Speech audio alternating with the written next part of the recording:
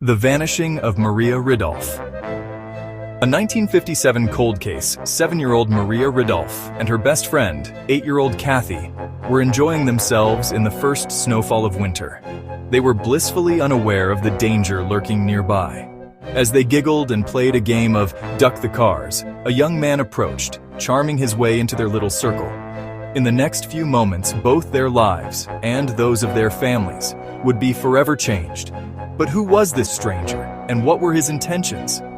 She took a piggyback ride from him, got on his back. I came out without mittens, so my hands were cold, and I went home to get them. When I came back, Johnny and Maria were nowhere to be seen. The police were soon out with spotlights and megaphones, swarming the neighborhood with questions. Sycamore, Illinois. Sycamore, Illinois has been home to the annual Pumpkin Festival since 1962, after resident Wally Thoreau began displaying pumpkins on his front lawn. Named after the sycamore tree, the city is considered a good place to live and raise a family thanks to its affordability, greenery, and wide-open spaces. Like any city, Sycamore has its share of crime, but in recent decades, crime rates have declined significantly. However, the Sycamore of 1957 was very different. Back then, the most serious offenses were obscene graffiti drawn on sidewalks, until a crime shook not just Sycamore, but the entire nation. This is the story of the disappearance and murder of Maria Ridulph. Maria's early life. Maria Elizabeth Ridulph was born on March 2, 1950, to Michael and Frances Ridulph. She was the youngest of 4 children with 2 older sisters, Kay and Pat, and an older brother named Chuck.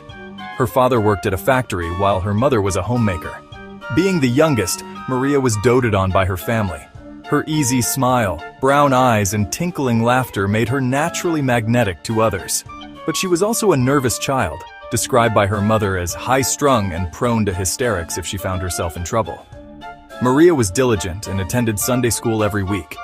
In 1957, she was a 2nd grader at West Elementary School in Sycamore. Teachers described her as bright, well-behaved, and cheerful, with big, expressive brown eyes and a loud, joyful laugh. Her best friend was her neighbor, 8-year-old Kathy Sigmund.